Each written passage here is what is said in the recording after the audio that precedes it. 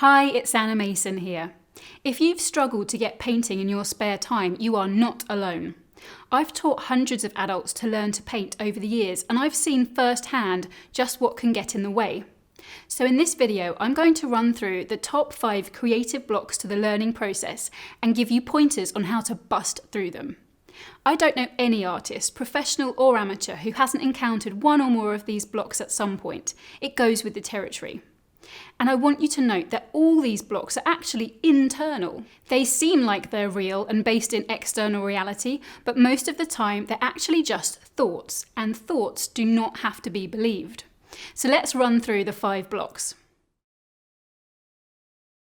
What is the point? I won't be any good. This might sound a bit dramatic, but if you've struggled to learn to paint for a while, you can start to question why you should bother.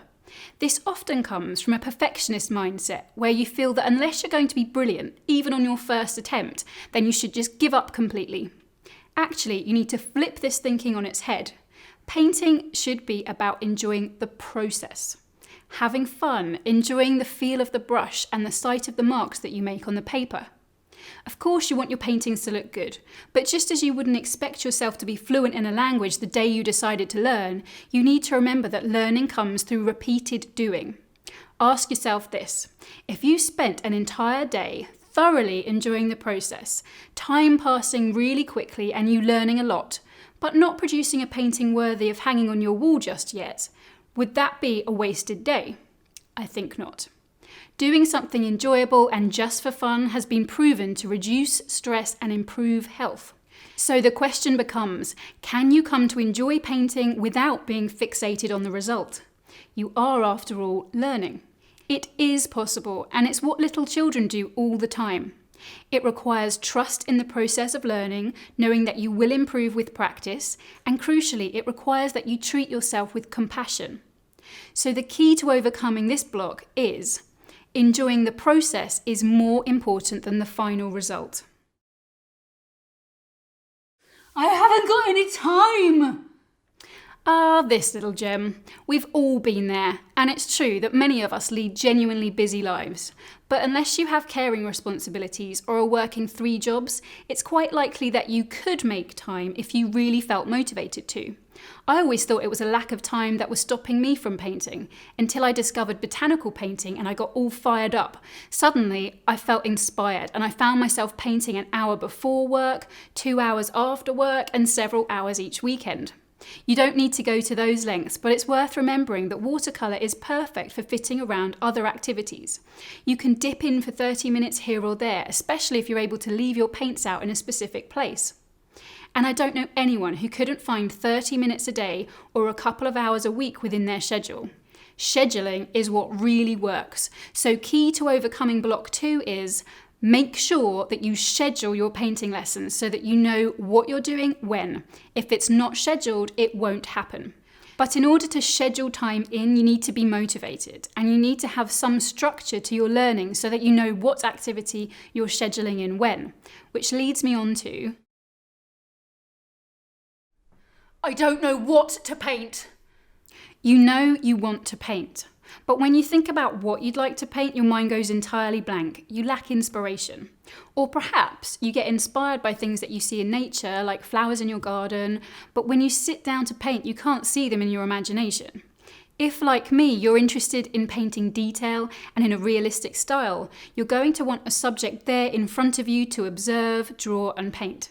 Finding something to inspire you on the day that you want to paint can be tricky. It's here that photos become our friends. Nowadays, a cheap digital camera or the camera on your phone is capable of capturing great images with amazing detail. Start to take photos of subjects that inspire you when you see them. That way you'll build up a library of images that you can use to paint from. Oh, and the paradoxical thing about inspiration is that you think you need to wait for it to strike in order for you to paint. But just by getting on and painting anything, you somehow open yourself up to be inspired and the ideas begin to flow. As one of my school members, Wendy King, put it, painting teaches you to see, and when you see, you start to find things that you want to paint wherever you look. It's one of the reasons I make a collection of photos as well as video classes available to members of my online school to work from. Key to overcoming block 3 then is photos are your friend when it comes to getting inspiration to paint, and so is just painting anything. I don't know where to start. Okay, so you've decided to spend the morning painting. You've got a photo you'd like to work from, you've got your paints out, you're looking at a blank sheet of paper. You feel yourself tense up. How do you start this? How does this blank sheet transform into a finished, realistic-looking painting? It can feel overwhelming. Overcoming these feelings is all about using a method you trust and understand. If you had all the time in the world, like I did as a child, you'd be able to work it out in time. But as a shortcut through that process, it's really helpful to get some good tuition. Tuition that explains a method to you in a clear, structured and unambiguous way with an explanation of why you're doing what you're doing. So bust through block 4 by using a method that you can trust and understand. There are many methods out there, and of course I believe that my structured process can give you the confidence to look at that clean sheet of paper and know exactly what you need to do first and second and third, etc. Which leads me on to... This looks terrible. I'm giving up. I know that learners often hate the sight of their paintings when they're at the halfway stage. This is usually a point where, if the painting were actually left at this point, deemed finished, it would undoubtedly be a very bad rendition of the subject, with dark patches and light patches and generally looking pretty messy. But that's just the point, it's not finished. It's only part way through. All paintings have to go through this stage, sometimes referred to as the ugly duckling stage, if they're ever to be completed and turn into a beautiful swan. The funny thing is that when I show learners my own part completed paintings, they think they look fine, just unfinished, but they don't apply the same forgiving and rational interpretation to their own work. It is always worth carrying on with your painting at this stage. And as you gain confidence in the method you're using, you'll begin to recognise the way your paintings need to look along their journey and stop interpreting it as terrible or ugly. You can even start enjoying the way they look as a promise of what's to come.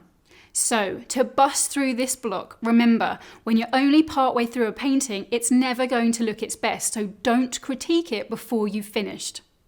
Of course, breaking through these creative blocks is easier said than done, because we can get so used to thinking in a particular way, it becomes ingrained. But I hope this video has given you some new ways of thinking that can help make these blocks a thing of the past. Thanks so much for watching, and good luck busting through your painting blocks.